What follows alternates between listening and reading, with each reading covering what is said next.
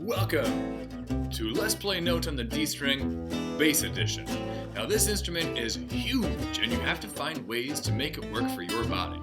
I'm 6'2" and my arms are really long, but I wasn't 6'2" in middle school and my arms, well, they were still long, certainly disproportionate to my body, but they weren't as long as they are today. Think about holding a bass that are a little bit easier for you. 1. You might want to consider having a stool. If you have a stool, you'll be able to sit down and have the bass lean on your left leg. This can be very helpful, especially in the early stages of playing the bass. Another thing that you can consider doing is having either a step stool or a short chair, or use the rung of that stool to place your left leg on so that you can be standing but still have the bass leaning on your body. Here's the most important thing. If you are holding the bass with your left hand, then all of a sudden it is harder to play notes, it is harder to do vibrato, it's harder to do shifting, and all these other things that you're going to be doing later on. So we want to get in the habit of being free with our hands so that we don't get bogged down with holding the bass because we're worried it's going to fall. So when you set yourself up, check in. Am I able to hold the bass and have a hands-free device, just like California State Law suggests? Then, once you're set, you have to figure out where is the D string. Well, we've done that in class. We make our L, we place our thumb against the fingerboard, and our first finger, if it pulled the thickest string, that's open E. The next string, that's open A. The next string, we found it, it's open D. Open D, ready, go.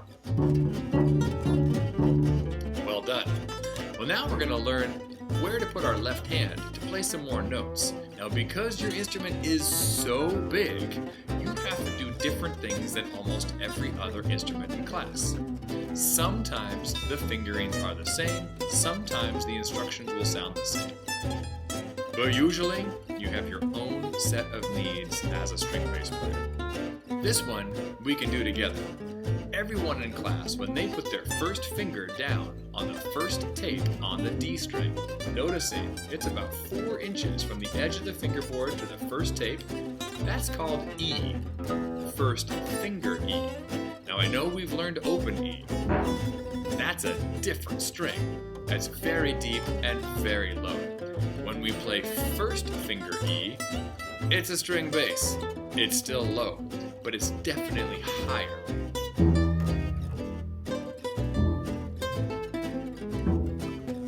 So it has the same note, but it's in a different register. Okay, so we have first finger E. Terrific. Well, before we keep going, we need to check in on some basic posture things. You'll notice that I'm standing tall and that my elbow is at a 45-degree angle from where my knuckles are to where my elbow is. The elbow is not 90 degrees, but it is certainly not 0 degrees either. 45 degrees is a nice place to have your elbow to give you flexibility and agility with your hand. Alright, that's how we have our first finger down. Well, the instrument's so big, if I say play with your second finger, on a violin, it's right here. It is tiny. The string bass is very big, so you will reach with your second finger and make a gap of about 1.5 inches. Now, just like you'll hear your cello friends talk about, your thumb will stay right there with your second finger. Notice my thumb is directly below it. It's not curved around the instrument and it's not hidden on the side of the instrument. It's underneath the opposite side of my second finger. Next up, we would put our pinky down on the next stripe. Now you might feel like you are stretching your hand. The bass we gave you is the right size for your hand. However, you may not have ever spread out your fingers to reach. So this will be a little bit like stretching. Some of us can't touch our toes until we make the effort, and over the course of weeks and months, eventually our muscles are flexible enough to allow us to reach our toes. Same thing here. We have to keep working on opening our hand, opening and stretching to make sure that we're in the right place to play the right note. Next thing to consider, take a look at my fingers. They are round.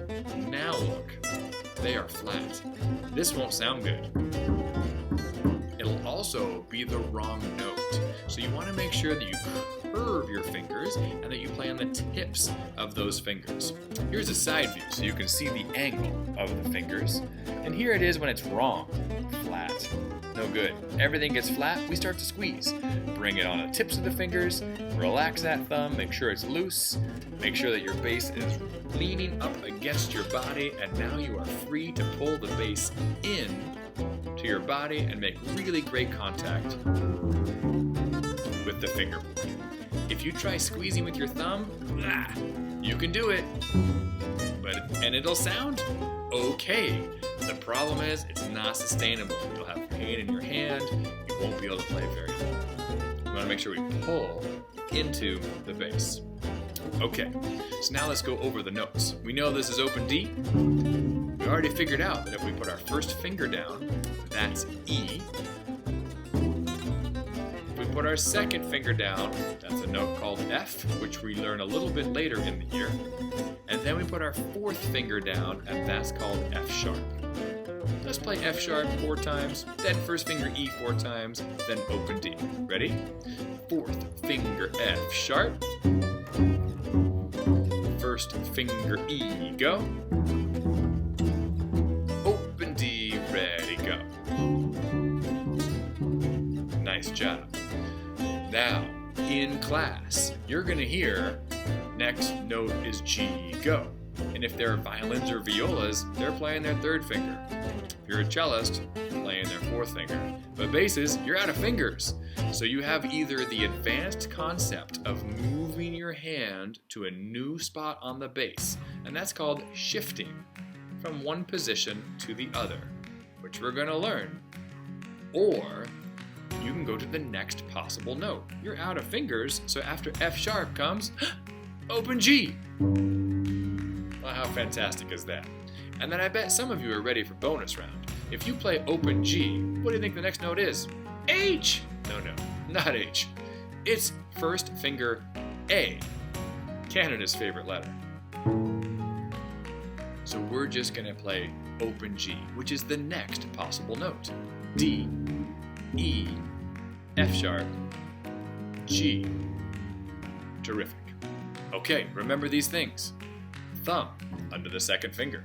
Fingers round and curved. Don't let your knuckles buckle. Don't let your fingers be flat.